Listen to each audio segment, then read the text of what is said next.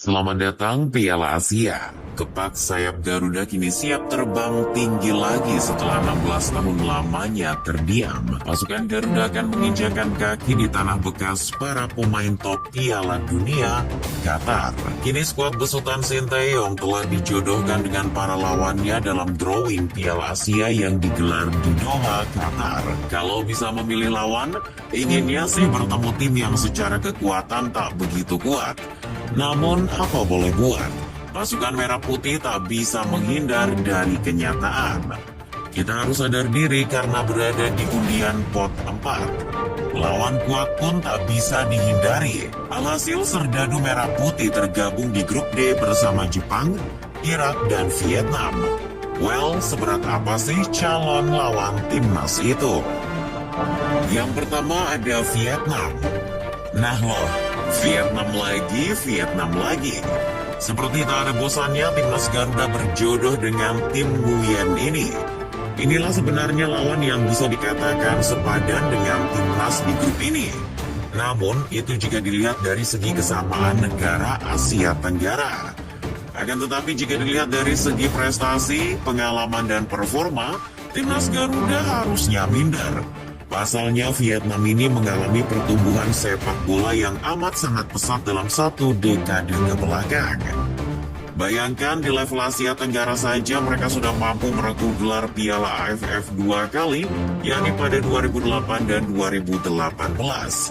Sedangkan timnas Indonesia sudah berapa kali juara Piala AFF?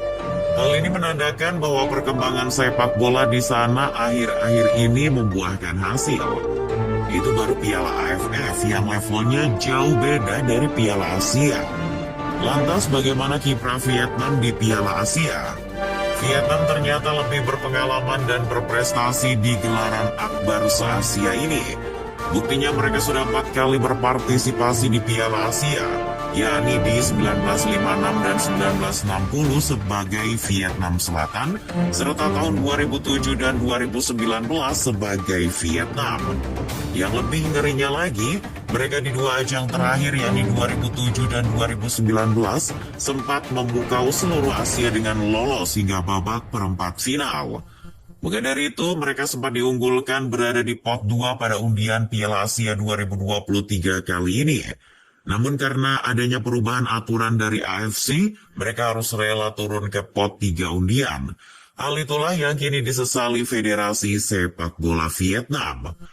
Terlepas dari itu semua, bagaimana peluang timnas Garuda menghadapi mereka? Secara head-to-head, kedua tim sudah bertemu 14 kali sejak 1993 silam. Timnas Garuda menang 3 kali, Vietnam menang 4 kali, dan 7 laga sisanya berakhir seri. Kemenangan timnas terakhir kali diraih pada 2016 silam di Piala AFF. Artinya, sudah 7 tahun Vietnam susah untuk dikalahkan. Termasuk beberapa tahun terakhir kala kita sering frustasi menghadapi Vietnam asuhan pelatih Park Hang-seo. Apalagi nanti Vietnam kabarnya akan dilatih oleh pelatih U23 mereka asal Prancis, Philippe Troussier.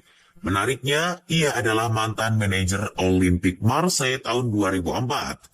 Fabien Barthez, Vicente Lizarazu, sampai Samir Nasri adalah beberapa mantan anak asuh Troussier ketika di Marseille. Tadi baru Vietnam, Indonesia juga akan menghadapi Irak, negara yang dulu identiknya hanya dengan perang, bom, teroris, maupun kemiskinan. Melihat kondisi geopolitik yang tak menentu di Irak, sebenarnya janggal kalau melihat perkembangan sepak bola mereka bisa maju. Namun asumsi itu ternyata salah. Orang-orang Irak yang hidup di sepak bola seperti ingin menunjukkan bahwa di negara berkonflik pun mereka tetap bisa berprestasi. Singa Mesopotamia telah menunjukkan taringnya ketika berlaga di Indonesia pada gelaran Piala Asia 2007. Di bawah saksi Stadion Utama Gelora Bung Karno, timnas Irak keluar menjadi juara. Gelar itu membuka mata dunia akan kebangkitan sepak bola Irak. Sejak itulah pembinaan pemain usia muda serius dilakukan oleh Federasi Sepak Bola Irak. Mereka sadar lewat sepak bola negaranya dapat dibanggakan dunia. Terbukti setelah merasakan gelar juara di Jakarta itu, mereka tak pernah absen di gelaran Piala Asia. Bahkan sang singa selalu lolos dari fase grup. Lalu bagaimana head-to-headnya dengan timnas Garuda? Irak telah berjumpa 6 kali, di mana negara teluk tersebut mampu menang 5 kali dan 1 laga sisanya seri. Artinya Irak adalah lawan yang berat bagi timnas.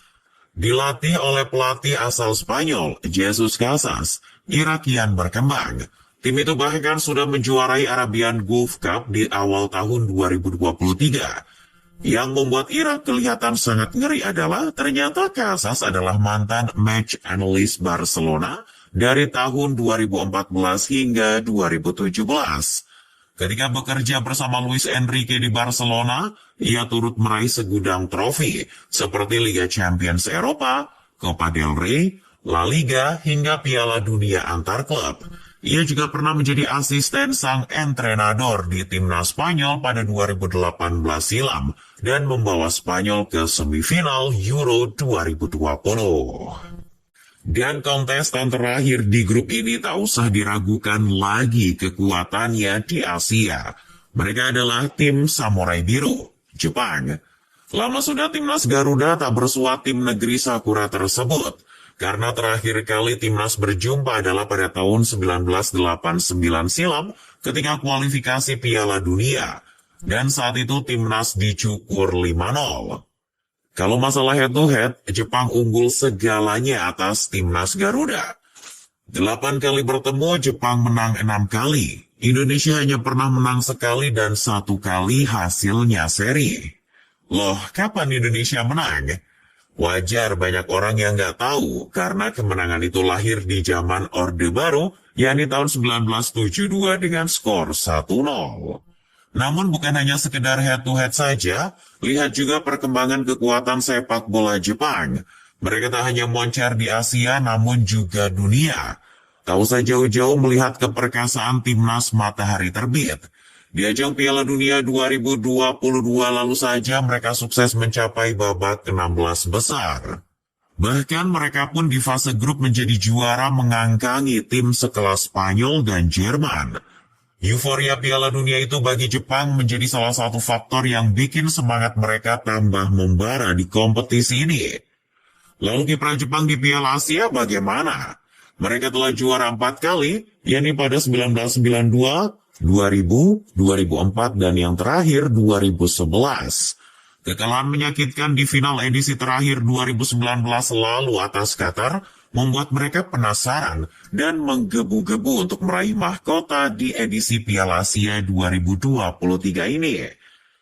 Meski dilatih pelatih lokal Hajime Moriyasu, Jepang tetaplah Jepang dengan segala kumpulan pemain terbaik yang solid secara tim.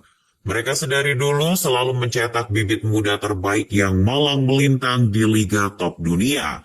Seperti misalnya Koharu Mitoma, Takehiro Tomiyasu, Takefusa Kobo, sampai Takumi Minamino dan Ritsu Doan. Bagaimanapun Jepang adalah unggulan juara di Piala Asia kali ini. Dan hati-hati saja bagi kontestan di grup ini. Jepang siap menerkam semua lawannya demi meraih mahkota yang sudah 12 tahun hilang dari pangkuan.